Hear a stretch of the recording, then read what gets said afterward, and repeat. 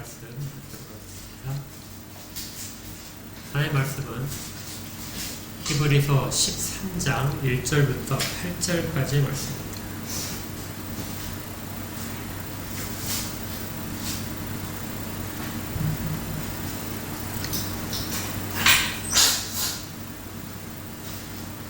히브리서 13장 1절부터 8절까지의 말씀입니다. 다 찾았으면은 우리 한 목소리로 그냥 같이 읽도록 하겠습니다. 하나님 말씀을 받습니다. 시작. 형제 사랑하기를 계속하고 손님 대접하기를 잊지 말라. 이로써 부지 중에 천사들을 대접한 이들이 있었느니라. 너희도 함께 갇힌 것 같이 갇힌 자를 생각하고 너희도 몸을 가졌은즉 학대받는 자를 생각하라. 모든 사람은 결혼을 귀히 여기고 침소를 더럽히지 않게 하라. 은행하는 자들과 가늠하는 자들을 하나님이 심판하시리라. 돈을 사랑하지 말고 있는 말을 족한 줄로 알라.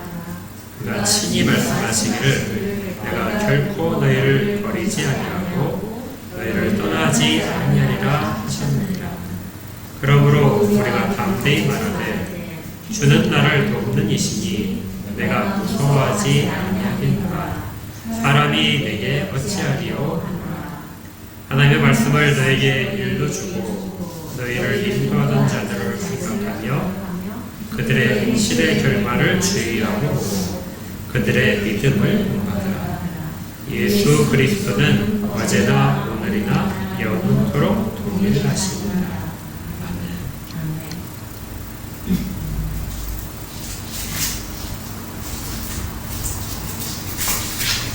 네, 이제 히브리서 마지막 장 13장으로 들어갑니다. 히브리서를 이제 마무리를 하는 장면인데요.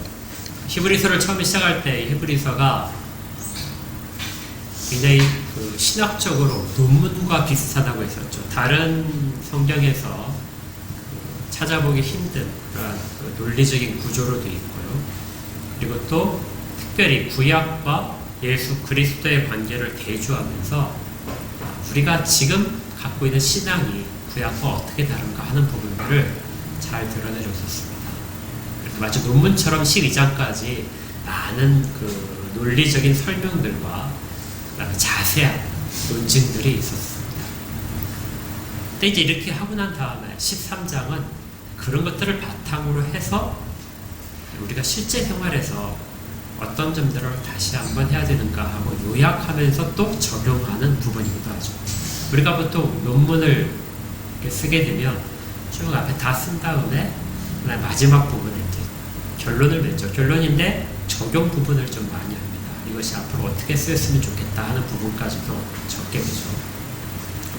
그래서 그런 것처럼 히브리서도 13장에서 앞에 있는 내용을 요약하고 또 적용하는 부분을 삶에서 어떻게 하라 이렇게 마지막 권면을 하고 있습니다. 근데 이제 우리가 그 성경을 읽을 때 특히 이제 제가 강해 설교를 하는 이유이기도 한데요. 성경을 이렇게 13장만 히브리서 13장만 따로 이렇게 읽으면은 이게 그 일반적인 해석을 하게 됩니다. 다른 성경과 비교해서 그러면 특별히 어긋나는 그런 내용은 아니겠지만 좀 일반적인 설명에 그칠 수 있는데요.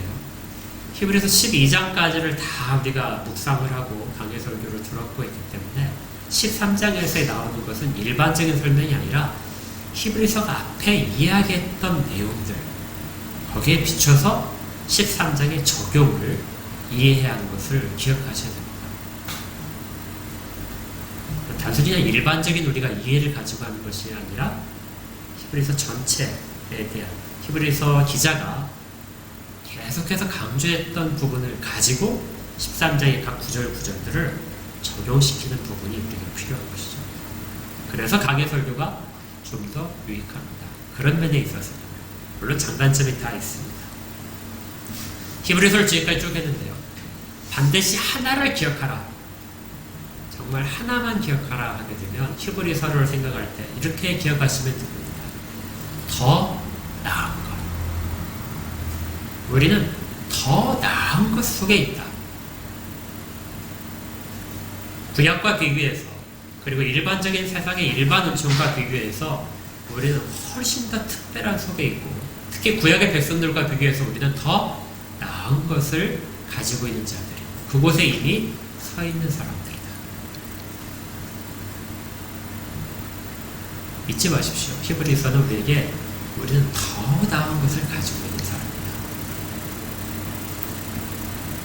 성경을 일반적으로 사람들이 생각하는 도덕적인 좋은 책으로서 이해하지 않고, 또 구약의 백성들처럼, 즉 히브리서는 유대인 출신의 그리스도인들에게 보내는 편지거든요. 그러니까 그 구약을 바탕으로 해서 우리가 복음을 이해하지 않고, 그것보다 더 나은 것으로서 복음을 받아들여요. 근데 그 더 나은 것이라는 것은 조금 나은 것이 아니라 전혀 다른 차원의 어떤 비교할 수 없는 가치를 가진 것으로서의 더 나은 것입니다. 이렇게 말하면서 이제 적용으로 들어가는 거예요. 여기서 말하는 부분들은 어떤 경건 생활과 관련이 있습니다. 우리가 지난주에 경건 잠깐 이야기했었죠. 경건이라고 하는 것은 우리가 성경에서 알고 있는 지식들이 삶에서 나타나는 부분에 해결된 것이죠. 지식과 삶에서의 적용이 연결되는 것을 바로 경건이라고 말합니다. 그러니까 경건은 삶과 떨어져 있으면 안 돼요. 삶과 언제나 일치되어야 됩니다. 입으로는 만약에 하나님을 나의 주님이다 이렇게 고백을 하지만 실제 생활에서는 하나님이 주님이 아니시고 내가 옳은 대로 하고 있다. 그래서 우리는 경건이라고 말을 할 수가 없습니다. 더 나은 것을 알았다면 삶에서도 어떻게 해요? 더 나은 삶을 살아야 됩니다. 더 나은 것을 알았다면 더 나은 것을 살아야 됩니다. 이런 이제 내용을 가지고 히브리서가 정리를 하고 있는데요. 특별히 이제 8절까지 우리가 읽었죠. 8절까지에서 더 나은 개인의 신앙생활과 더 나은 교회 공동체를 세우는 데 있어서 중요한 세 가지의 권면을 합니다. 첫 번째가 1절부터 3절까지입니다. 1절부터 3절까지를 보게 되면 사랑이라는 말이 나옵니다. 사랑으로 시작하죠. 그래서 사랑을 실천하는 공동체가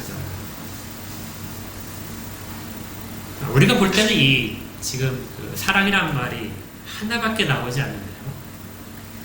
그런데 이 사랑이란 말이 여러 군데 숨어 있습니다.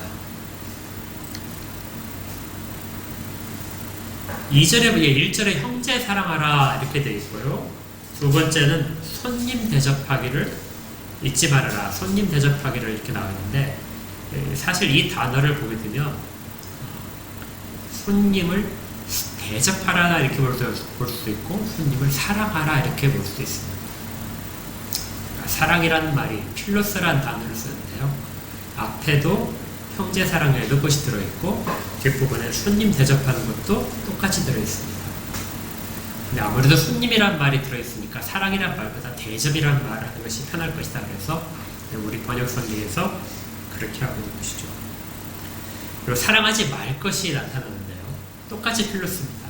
그것이 5절에 가니까 돈을 사랑하지 말라. 이렇게 됩니다.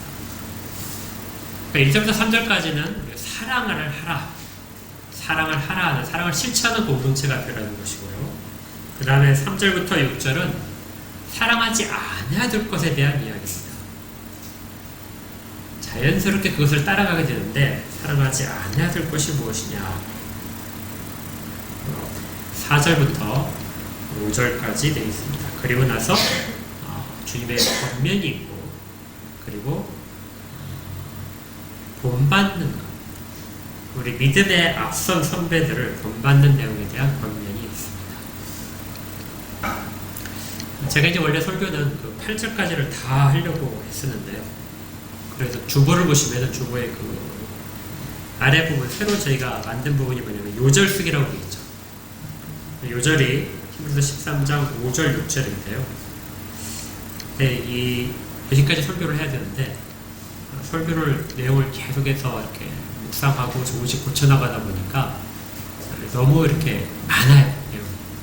그래서 이번 주에는 그냥 앞부분까지 4절까지만 하고 5절부터는 다음 절 것입니다. 근데 요절이 이번 주에는 읽을 곳이 없어요. 그렇지만 미리 읽으셔야 돼요. 좀 두 절이나 돼요. 한 절 갖고도 이렇게 헤매시는데 두 절이나 되니까 쓰시고 2주 동안 하셔야 됩니다. 자, 그러면 이제 앞에 1절부터 우리가 차분히 한번 보겠습니다. 무엇보다도 교회는 사랑을 실천하는 공동체가 됩니다. 사랑이 없으면 교회가 아니죠. 사랑을 실천해야 됩니다. 그래서 거기에 뭐라고 되어 있냐면 형제 사랑하기를 계속하라 이렇게 되어 있죠. 계속하라는 말은 뭐죠? 지금 현재 형제 사랑을 하고 있다는 이야기고 앞으로도 어떻게 하라고요? 계속해야 된다. 형제를 사랑한다는 것은 구약에 있어서 아주 중요한 가르침이었습니다.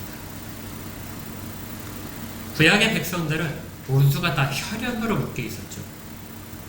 그래서 혈연 공동체입니다. 같은 야곱의 자손으로 이루어져 있습니다. 율법은 이 같은 형제에 대해서 그 형제가 줄이거든 덕이라고 되어 있고 또 빚을 지더라도 그 빚을 계속해서 빚진 상태로 남겨두지 말아라 하고 권면합니다. 11조를 하나님께 드리는데 11조를 드리는 것 외에도 형제를 위한 11조를 따로 준비해라. 그래서 율법은 이 형제에 대한 내용을 아주 중요하게 백성들에게 가르쳤습니다. 자, 그렇다면 구약에서 형제에 대한 사랑이 가장 강했던 때가 언제일까요?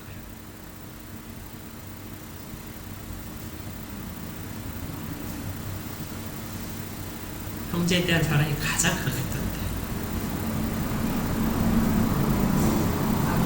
때. 예? 광야에서요?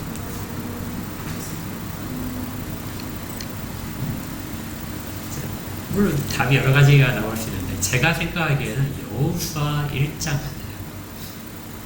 그러니까 요단강을 건너가기 직전과 요단강을 건너간 직후 여호수아가 살아있을 동안 이때가 아마 가장 형제 사랑이 가장 강력했던 시기인 것 같습니다. 여호수아 1장을 한번 보실게요. 여호수아 1장에 보시면은 이런 구절이 있어요. 같이 읽겠습니다. 여호수아 1장 14절부터 15절 시작. 너희 모든 용사들은 무장하고 너희의 형제보다 앞서 건너가서 그들을 돕되 여호와께서 너희를 안식하게 하신 것 같이 너희 형제도 안식하며 그들도 너희의 하나님 여호와께서 주시는 그 땅을 차지하기까지 하라. 그리고 너희는 너희 소유지 곧 여호와의 종 모세가 너에게 준 요단 이쪽 해 돋는 곳으로 돌아와서 그것을 차지할지니라. 여호수아가 백성의 지도자가 된 다음에 제일 먼저 한 것은 요단강을 건너갈 준비를 시킨 것입니다. 그런데 이때 이미 요단강 동쪽에 자기의 그 분깃을 받은 지파가 있었죠. 루벤 지파와 갓 지파와 므낫세 지파의 절반. 이 지파들은 자기들의 땅이기 때문에 건너가지 않을 우려가 있었습니다. 그래서 여호수아가 그 지파를 찾아가서 이렇게 당부를 한 것입니다. 너희가 먼저 무장을 하고 용사들이 먼저 가서 요단강을 건너가서 싸워야 될 것이다. 제일 앞장서서 싸워라. 이유는 이렇게 되어 있습니다. 여호와께서 너희를 안식하게 하신 것 같이 너희가 이미 터전을 잡고 좋은 땅을 차지한 것 같이 너희의 형제도 안식해야 된다. 그러니까 너희의 형제가 안식하지 못한다면 너희도 안식하지 못한다는 것이죠. 너희들의 형제가 땅을 차지하지 못한다면 너희도 그 땅을 차지하지 못한다. 이미 받았지만 이미 분배를 받았지만 나머지 형제들이 다 안식해야만 너희들은 이 땅에서 안식할 수 있다. 그들은 이것을 기쁨으로 여기고 앞장서서 출발을 했습니다. 그리고 모든 전쟁마다 제일 앞에서 전쟁을 했어요. 그리고 다 정복전쟁이 끝나자 비로소 그때야 돌아왔습니다. 그러니까 구약에서의 가장 핵심적인 형제사랑은 형제가 안식하지 못한다면 나도 안식하지 못한다. 이것이 형제사랑의 가장 극치입니다.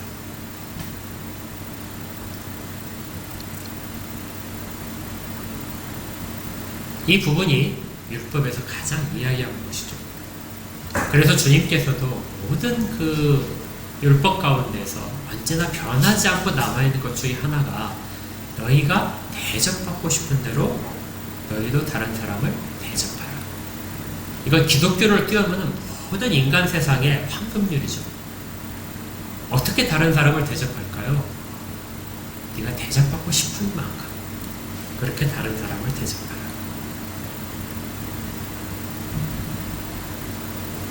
이것을 구체적으로 형제에게 적용시켜서 구약에서는 형제가 안식을, 네가 안식을 원한다면 형제가 안식을 먼저 할 수 있도록 하라. 그래야 너한테 안식이 찾아온다. 이렇게 가르쳤던 것입니다. 그런데 우리가 이제 사사기까지 공부를 했으니까요. 사사기를 보시면 알겠지만 여호수아가 죽은 다음에 이 형제 사랑이 그대로 있었나요? 사사기로 넘어가게 되면 형제 사랑은 어디로 갔는지 다 사라져버렸습니다. 각 지파가 서로 자기들 마음대로 자기들 지파 위주로만 살죠. 지파만 그렇나요? 각각의 사람들이 자기 오른대로만 삽니다. 다른 사람이 어떻게 사는지 간에 아무 관심이 없고 자기들만이 안전하고 자기들에게 유익이 된다면 모든 것들을 다 선택해서 하는 것입니다. 히브리서 12장에서 그렇게 경고했듯이 사람과 사람 사이에, 형제와 형제 사이에 쓴 뿌리가 나서 그것들을 더럽히는 것마저도 자기에게 유익이 된다면 얼마든지 했던 시대가 이 사사시대였습니다. 그런데 이 형제 사랑이 그 이후로 계속해서 변질되고 오염돼서 어디에서도 여호수아 1장과 같은 형제 사랑을 찾아볼 수 없는 상황이 되다가 다시 그 형제 사랑이 꽃피운 것이 신약때죠. 그러면 신약때 형제 사랑이 제일 꽃피운 때가 언제일까요?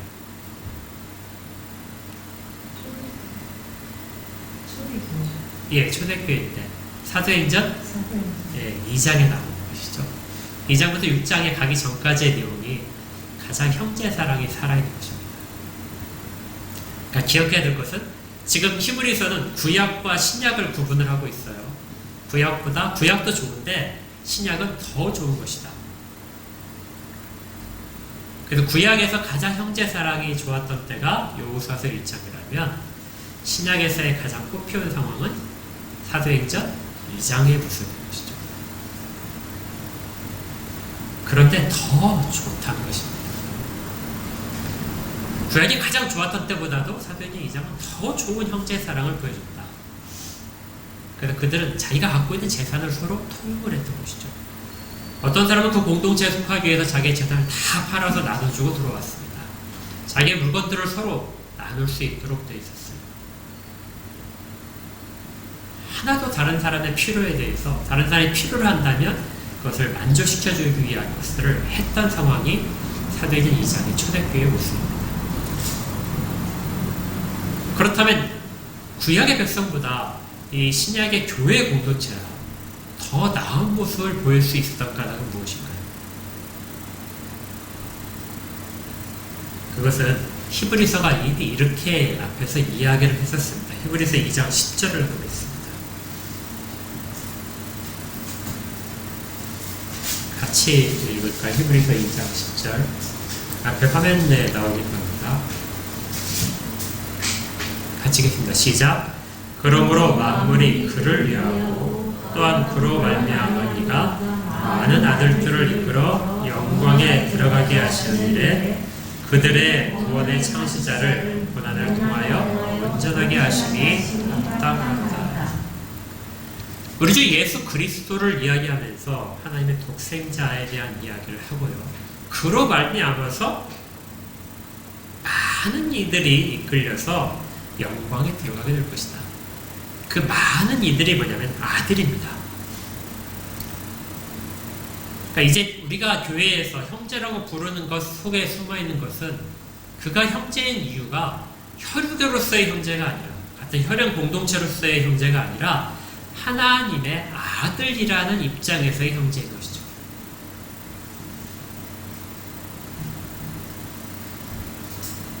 그래서 구약보다 신약에서의 더 나은 형제의 개념이 생긴 것입니다.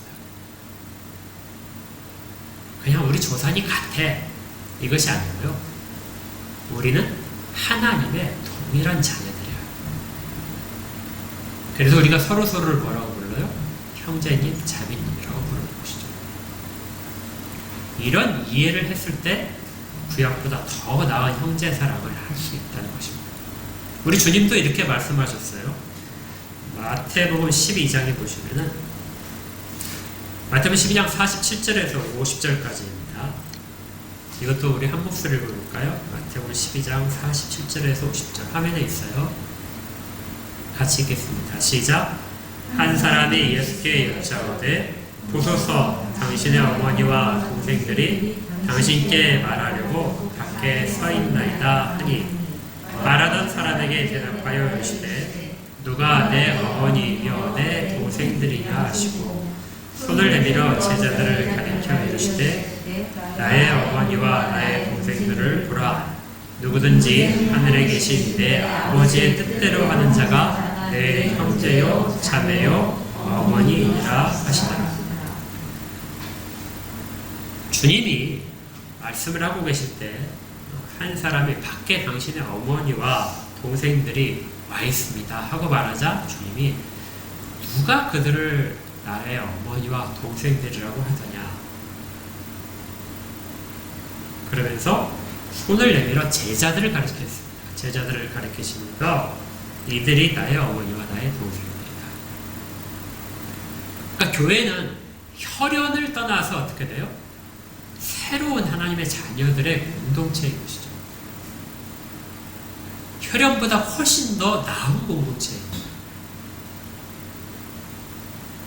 그래서 지금 히브리서에서 이야기하는 형제를 사랑하라, 이 말은 기존의 다른 어떤 우리가 육신적인 형제들을 사랑하는 것보다, 그리고 구약의 백성들이 서로 사랑하는 것보다 더 새로운 차원의 더 나은 사랑을 포함하고 있는 것이죠.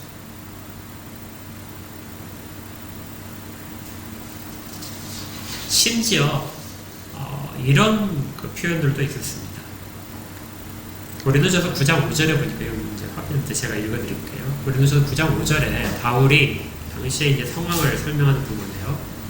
우리가 다른 사도들과 주의 형제들과 게바와 같이 믿음의 자매된 아내를 데리고 다닐 권리가 없겠느냐. 그러니까 다른 사도들과 그다음에 전도자들의 아내를 가르칠 때 뭐라고 불러요? 믿음의 자매다. 그러니까 베드로가 자기 아내를 믿음의 자매다 이렇게 불렀는지는 잘 모르겠지만요. 교회 안에서 아내조차도 자매라고 불리는 것이 훨씬 더 고귀한 호칭이 된다는 거예요. 믿음의 자매. 그래서 이런 일 때문에 기록에 따르면 초대교회에 대한 오해가 상당히 많았습니다. 이 초대교회는 가족관계가 어떻게 될까요? 자기 아내한테도 자매라고 하고, 우리 아브라함이 자기 아내를 누이라고 불렀었죠. 그런 상황이 초대교회에는 실제로 있었던 거예요. 그 사람들이 오해를 하고 이게 좀 호적이 안 맞네 막 이렇게 생각할 정도로 그렇게 되는 호칭들이 초대교회에 있었던 형제와 자매 호칭이 된 것이죠. 이러한 형제 사랑은 성경에 풍성하게 담겨 있습니다. 이걸 이제 형제 사랑을 가장 강조한 사도가 요한이죠. 요한의 그 기록들을 보게 되면, 요한복음과 요한서신을 보게 되면 이 내용들이 굉장히 많이 있습니다. 제가 언젠가 이제 한번 그 설교를 다룰 부분인데요. 그 요한복음 13장에 예수님께서 이렇게 제자들과 함께 최후의 만찬을 하시는데, 이 최후의 만찬을 하실 때 주님께서 이런 말씀을 하신 적이 있어요. 새 계명을 너희에게 주노니 서로 사랑하라. 내가 너희를 사랑한 것 같이 너희도 서로 사랑하라. 너희가 서로 사랑하면 이로써 모든 사람이 너희가 내 제자인 줄 알리라.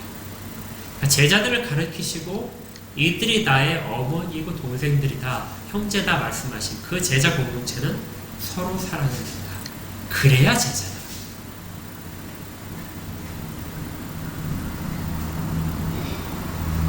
이해를 하시겠어요? 제자들이란 말은 하나님의 자녀들이란 말과 동일한 표현입니다. 그래서 사랑할 수밖에 없는 것이죠. 우리가 하나님의 자녀로서, 하나님의 백성으로서의 정체성이 언제 드러나냐면 우리가 서로 사랑할 때 드러납니다. 그런데 이 모든 말들을 지금 히브리서를 받는 이 유대인 그리스도인들이 잘하고 있었어요. 그런데 거기 1절 끝에 보니까 뭐라고 되어 있냐면요, 형제 사랑을 어떻게 하죠? 계속하라는 것입니다. 이 계속하라는 것이 굉장히 중요한 내용을 갖고 있어요. 지금 잘하고 있는데 계속하라는 내용은 그것이 기독교의 가장 근본이기 때문에 끝까지 지켜라는 의미를 갖고 있습니다. 시간이 지나면 교리나 어떤 지역적인 특색이나 이런 부분들 때문에 반드시 약해지는 속성이 있어요. 아까 우리가 그 사사기 이야기를 잠깐 했지만 형제 사랑이 각 지역으로 지파들이 흩어지자 약해지고 서로 싸우는 일까지 벌어지고 서로 죽이는 일까지 벌어졌습니다. 사도행전도 사실은 마찬가지예요. 사도행전에서 형제를 사랑했던 그 아름다운 모습은 얼마 가지 못합니다. 그들 가운데서 헬라파와 히브리파 사이에 서로 공개를 받는 식사에 대한 그런 부분에 있어서 서로 다툼이 일어나게 됩니다. 왜 우리를 소외시키느냐? 형제가 먼저 안식을 해야 내가 안식을 하는데 당시에 조금 지난 상황이지만 우리끼리 먼저 하고 다른 사람들은 조금 소홀히 하는 그런 모습이 초대교회 예루살렘 교회에서도 나타났던 것이죠. 고린도로 조금 더 가보면 복음이 이제 막 진전이 되어서 이방으로 갔을 때 고린도 지역에 가게 되면 고린도 지역에서는 분열이 굉장히 심해졌습니다. 제 아내가 그 고린도 전서를 어제 읽더니 고린도 후서를 읽더니 이거 이렇게까지 정말 엉망이 될 수 있느냐 하고 이야기를 하더라고요. 고린도 후서 읽을 때마다 우리가 느끼는 것이죠. 정말 복음을 받은 사람들끼리 어떻게 이런 모습이 있을 수 있을까? 그들은 수많은 파벌로 나누어져 있었습니다. 그리고 또 자기가 받은 은사들을 서로 자랑하면서 서로 다툼을 하고 있었어요. 심지어 어떤 사람들은 부활이 지나갔다, 부활이 아직 안 왔다 이렇게 하면서도 다투고, 먹는 문제를 가지고도 서로 다퉈서 도무지 사랑이라는 것이 아무데도 존재하지 않는 그런 상황이 되었습니다. 이때 바울이 그래서 유명한 사랑 이야기를 꺼낸 것이죠. 형제를 사랑하지 않고서는 아무것도 의미가 없다. 다행히 초대교회는 사도들이 있었습니다. 그것들을 바로잡을 수 있는 사도들이 있었기에 그들에게 적절하게 권면을 하고 그 위기 상황들을 슬기롭게 극복할 수 있었습니다. 그리고 그것이 우리가 지금 초대교회를 사모하는 모습 가운데 하나죠. 동일하게 구약으로 돌아가게 되면 사사기에서는 약 400년에 걸친 기간 동안 회복되는 기간이 사실은 없었습니다. 기억하시죠? 많은 사사들이 세워졌지만 그 사사들을 통해서 형제 사랑이 살아난 부분들은 없었어요. 위기를 극복해냈지만 외적으로부터의 침입과 그들로부터의 노예 생활에서 벗어나긴 했지만 형제 사랑은 나타나지 않았습니다. 그러다가 형제 사랑이 나타난 것이 잠깐 있었어요. 그것이 언제냐면 사사기 바로 다음입니다. 사사기 다음에 우리가 뭘 공부했죠? 룻기 있죠. 룻기의 한 인물이 딱 등장해서 형제에 대한 사랑을 보여줍니다. 그게 누구죠? 보아스입니다. 전혀 깜깜한 암흑만 있는 그런 곳에 보아스라는 한 인물이 정말 형제에 대한 사랑이 무엇인지를 자기가 보여주고 있던 것이죠. 그리고 그 보아스의 후손으로 다윗이 등장하는 것이 어떤 이상한 일이 아니라 자연스러운 흐름이 되어버리는 것이죠. 초대교회는 사도들이 이 모든 곳에서 이러한 빛이 된 역할들을 감당을 했고 그래서 교회가 유지될 수 있었습니다. 이 사도 바울이 로마서에서 이러한 모든 위기 상황에 대해 형제 사랑이 자꾸 식어지는, 다툼이 많아지는 그런 상황에 대해서 이렇게 바르게 분석하고 권면을 줬습니다. 로마서 10장 2절에 3절까지입니다. 화면에 있으니까 화면을 같이 보도록 하겠습니다. 시작. 내가 증언하노니 그들이 하나님께 열심히 있으나 올바른 지식을 따른 것이 아니니라. 하나님의 의를 모르고 자기 의를 세우려고 힘써 하나님의 의에 복종하지 아니하였느니라. 하나님께 뭐가 있었다고요? 열심히 있다는 겁니다. 열심히 모이고 열심히 전도하고 또 헌금도 열심히 했습니다. 그런데 뭐가 없었다고요? 올바른 지식이 없었다. 열심히 했는데 올바른 지식이 없자 무슨 일이 벌어져요? 형제에 대한 사랑이 사라지고 분열이 있었던 것이죠. 왜냐하면 그 가운데 일어난 일들은 자기의 의를 세우기 때문입니다. 올바른 지식은 그러면 무엇을 나타내는 것일까요? 하나님의 의를 알려주는 것이죠.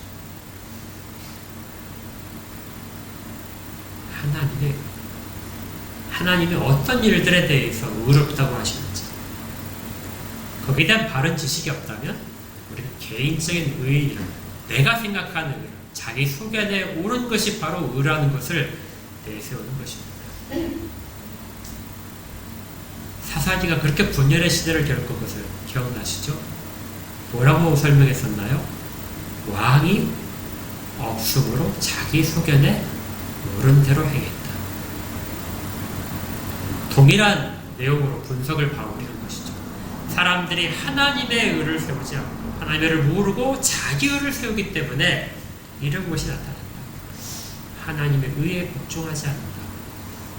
그리고 이런 모습이 가장 현실적으로 사는 것이 형제 사랑이 식어지는 모습입니다. 그러기에 이제 히브리서가 지금까지 너희가 형제 사랑을 잘 하고 있는데 앞으로도 어떻게 하라고요? 더 계속해야 된다. 끝까지 교회는 형제 사랑을 계속해야 된다.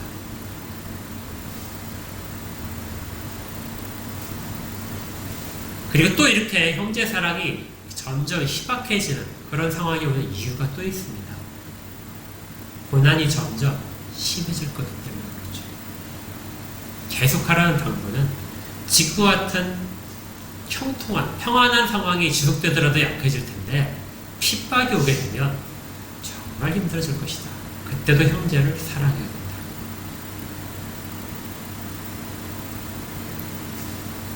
그 상황이 되게 되면 2절에 이제 나타나는 2절에 뭐라고 되어 있죠? 3절에 너희도 함께 갇힌 것까지 갇힌 자를 생각하라. 어떤 자들이 나타날 것입니까? 갇힌 자들이 나타날 것이다. 또 어떤 자들이 나타날까요? 학대받는 자들이 나타날 것이다.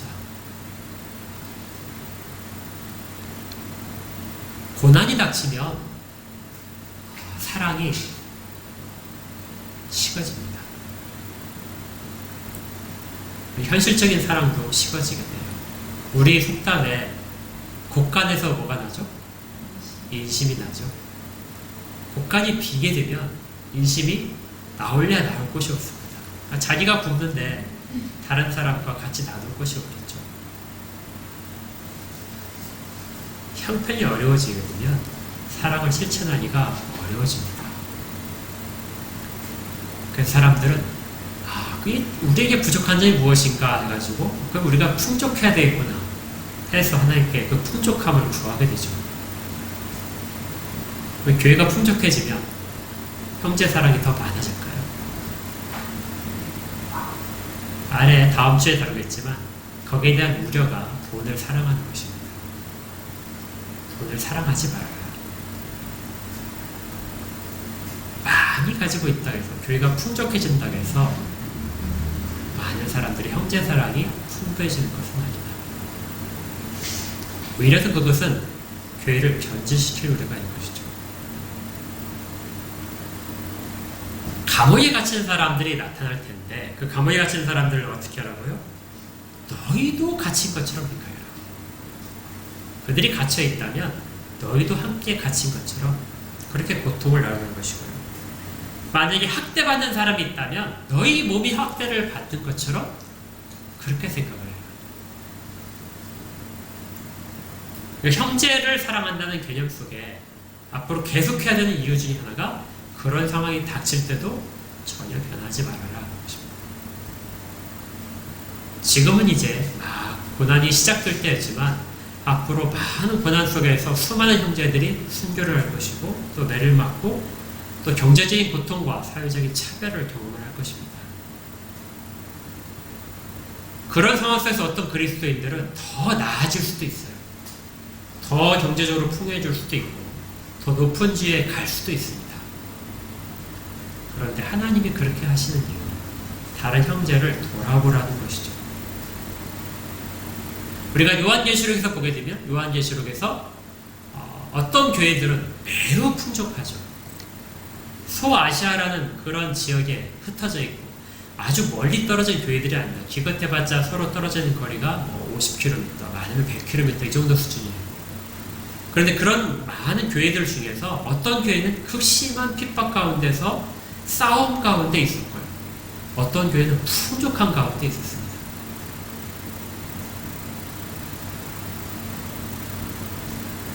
그런데 그들이 서로를 어떻게 하라고요?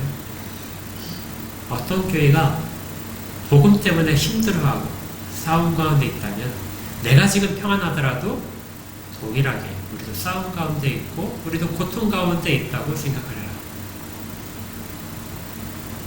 그것이 눈에 보이는 형제가 아니고 눈에 보이지 않는 더 큰 범위의 형제들입니다. 왜냐하면 우리는 더 나은 복음 속에서 맺어진 형제이기 때문에 그렇죠. 그래서 형제라는 개념을 뛰어넘어서 이제 그걸 더 확장시킨 것이 2절에 있는 손님을 대접하라 하는 것입니다. 손님을 대접하라는 것에 이 손님이 문제인데요. 구약에서는 이 손님을 나그네라고 생각을 했습니다. 율법에서 나그네를 대접하라 이렇게 많이 있었는데 출애굽기 22장 21절에 율법 가운데 이 이야기가 있습니다. 같이 읽을게요. 시작. 너는 이방 나그네를 압제하지 말며 그들을 학대하지 말라. 너희도 애굽 땅에서 나그네였으니. 그러니까 나그네라는 말, 손님이라는 말은 형제를 벗어난 개념이죠. 형제가 아닌 사람에 대해서도 압제하지 말며 그들을 학대하지 말아라. 왜냐하면 너희도 애굽 땅에서 나그네였다. 심지어 신명기에서는 그들을 사랑하라까지 말합니다. 신명기 10장 19절에 이렇게 되어 있어요. 같이 읽겠습니다. 시작. 나그네를 사랑하여 그에게 떡과 옷을 주시나니 너희는 나그네를 사랑하라. 전에 너희도 애굽 땅에서 나그네 되었으니라.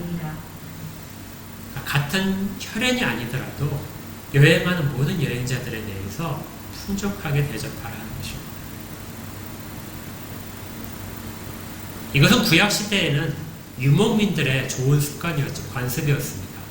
왜냐하면 언젠가 너희도 그런 나그네가 되어서 방황을 할 때, 여행을 할 때 누군가 너희를 대접할 거기 때문에 서로가 서로에 대한 보장이 되죠. 내가 이렇게 하게 되면 나도 그런 대접을 받을 수 있다. 그 황금률에 따라서 그런 보장받기 위해서 서로가 지켜야 될 부분이 바로 이 나그네를 대접하는 것이었습니다. 그런데 우리는 이 나그네라는 개념을 하나 히브리서에서 다르게 받았었죠. 히브리서에서 나그네라는 이 개념은 어떻게 나왔었죠? 믿는 자가 아닌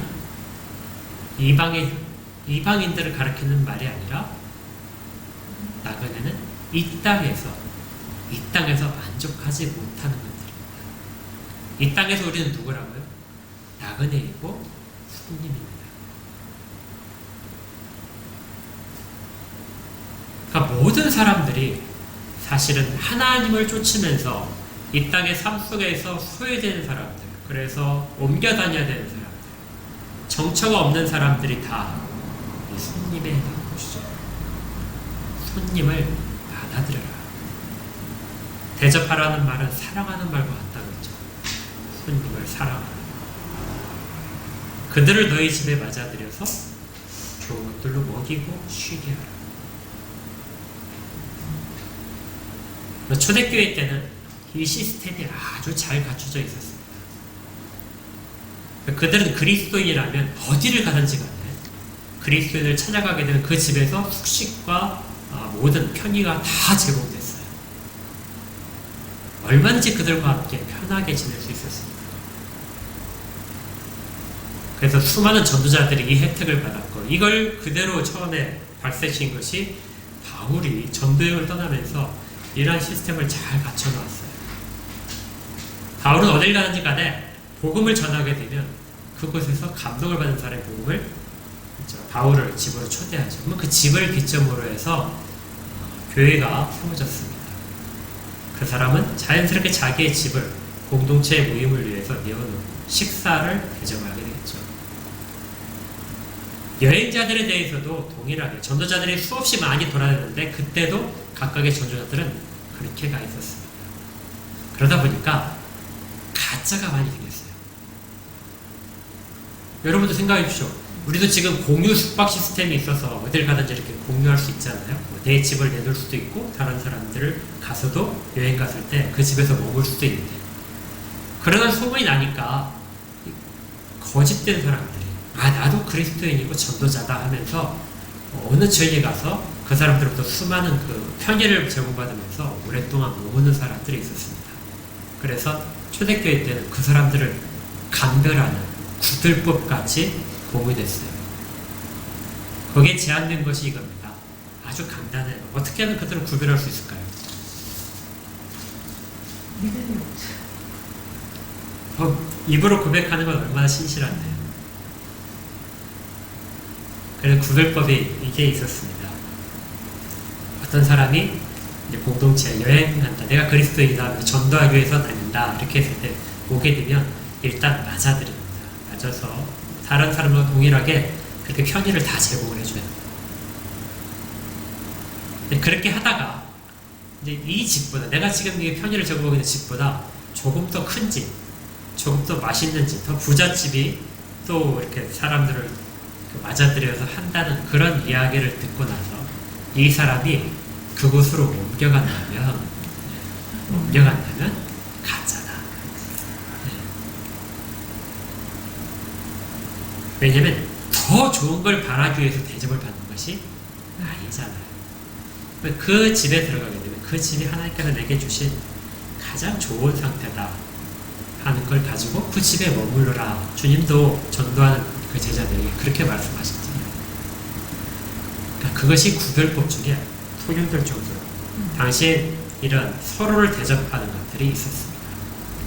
앞으로 상황이 안 좋아지게 되면 수많은 그리스도인들이 떠돌아다닐 것입니다. 숨어야 되고 또 많은 체포의 위험 속에서 두려움 속에 있어야 될 것입니다. 그들을 어떻게 하라고? 서로가 서로를 받아주고 사랑해라.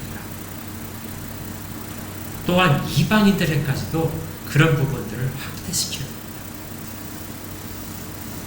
이것이 손님을 대접하라는 것이죠. 그러다가 구약시대는 어떻게 했다고요? 천사를 대접한 사람도 있다.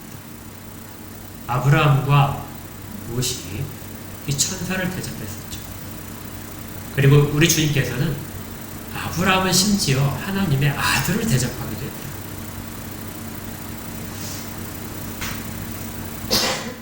그래서 주님이 이런 말씀을 하셨어요.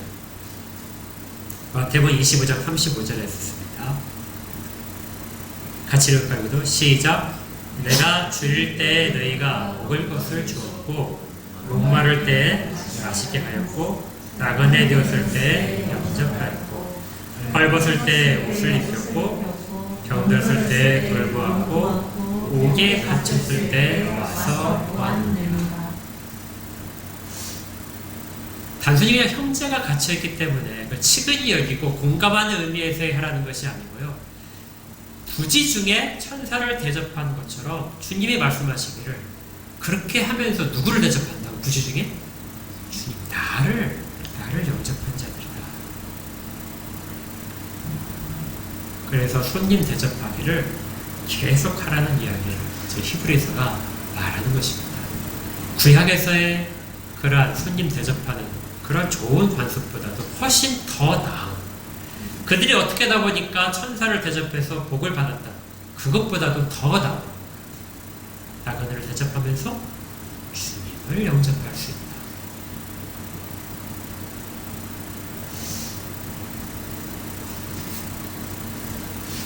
이처럼 히브리서는 우리가 가지고 있는, 우리가 세상의 어떤 지식으로부터 가지고 있고 구약의 어떤 배경으로 해서 가지고 있는 좋은 점들, 유대인들하면 누구나 당연하게 생각하는 그 말들에 대해서 그것보다 훨씬 더 나은 개념으로 받아야 되는 것으로 그렇게 이것들을 사용하고 있습니다. 우리의 공동체도 이렇게 되어야 되는 것이죠. 우리가 서로를 섬기는 이유는 구약에서 백성들이 서로가 서로에게 섬기면서 어떤 유익이 있고 나에 대한 보험처럼 되기 때문인 것이 아니라 그가 나의 형제이기 때문이죠. 그러기 위해서는, 형제가 되기 위해서는 중요한 게 무엇이죠? 우리 주님 아래에 있어야 됩니다. 제가 아까 그 사무엘상 할 때도 이야기했지만요, 하나님 주권자죠. 형제가 될 수 있는 것은 하나님이 나의 주님이십니다. 이걸 고백할 때 형제가 생기는 것이죠. 우리끼리의 관계가 먼저가 아니고요, 하나님과 개인의 관계가 먼저예요. 하나님과 개인의 관계가 생기면 자연스럽게 두 번째 2차적인 관계인 형제 관계가 생기게 됩니다. 우리가 이 신앙의 모습을 다시 한번 자기를 돌아보고, 그리고 교회 공동체가 형제 사랑, 또 손님 대접하고, 어떤 교회들은 게스트하우스를 마련해서 선교사님들이 일시 기구했을 때 게스트하우스를 개방을 하기도 하고, 또 사역자들이 지방에 갔을 때에도 그 게스트하우스에 잠깐 머물게 하고, 이런 일들을 많이 합니다. 우리 다 해외에 계셔봤으니까 알겠지만 해외에 계셔보게 되면 수많은 손님들이 오시죠. 손님들이 이렇게 집에서 머무시기도 하고, 그런 것처럼 교회가 그 일들을 어느 정도 감당을 해야 됩니다. 이러한 부분들이 교회가 계속해서 실천해 나가야 될 부분입니다. 우리는 더 나은 것을 받았고 더 나은 것을 실천해야 합니다. 각자의 삶 속에서 이 부분들을 다 감당할 수 있게, 그리고 우리 교회가 그 부분을 잘 감당할 수 있기를 주의 이름으로 축복합니다. 아멘. 함께 기도하겠습니다. 하나님, 저희들은 세상 사람들이 말하는 것보다 더 나은 것을 받고 그 가운데 서 있는 사람들입니다. 이런 것들을 우리에게 주심을 감사드리며 은혜 가운데서 흔들리지 않고 서기를 원합니다. 하나님을 기쁘시게 하는 것이 무엇인가를 다시금 생각하게 하시고, 하나님을 섬기는 것이 우리 형제들과 주님을 대접하는 것 가운데서 드러나도록, 그래야 우리가 제자됨을 드러낼 수 있다는 것을 기억하며 실천하도록 그렇게 도우시옵소서. 저희들의 손이 부끄럽지 않게 하시고 입술들이 다른 사람을 세우는 일에 사용될 수 있도록 하옵소서. 예수 그리스도 이름으로 기도합니다.